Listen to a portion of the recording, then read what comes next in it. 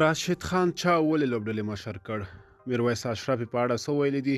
ملګرو که تاسو هم غواړئ په پوره جزئیاتو خبر شئ، ویډیو تر اخره وګورئ او زموږ پښتو پلس چینل هم سبسکرایب کړئ. پښتو پلس تل ستاسو په چوپړ کې. کرکټ: راشد خان د شل اوریزو لوبو لوبډلې مشر ټاکل شوی. د افغانستان کرکټ بورډ د ملي لوبډلې مشهور او پیاوړی توپ اچوونکی راشد خان د کرکټ شل اوریزو سیالیو لوبډلې مشر ټاکلی دی. کرکټ بورډ په یوه خپره شوې خبرپاڼه کې د نوموړي د ټاکل کېدو خبر ورکړی دی. له راشد خان وړاندې محمد نبي په شل اوریزو لوبو کې د افغان لوبډلې مشري کوله، خو په استرالیا کې له نړیوال جام وروسته یې له کپتانۍ استعفا ورکړه.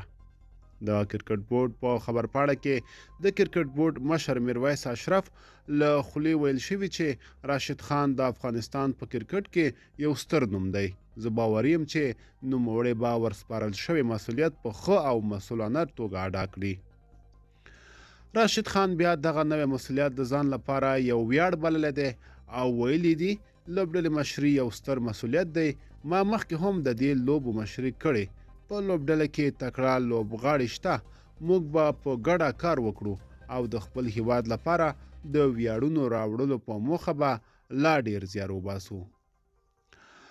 راشد خان له دې وړاندې هم د افغانستان کرکټ ملي لوبډلې مشري پاتې شوی او د شل اوریزو ټیسټ او یو ورځنیو لوبو لوبډلې مشري کړې. هغه په نړیواله کچه د شل اوریزو لوبو ښه تجربه لري چې په دې دنده کې به مرسته وکړي چې ملت ته لا نورې خوشحالي راوړي.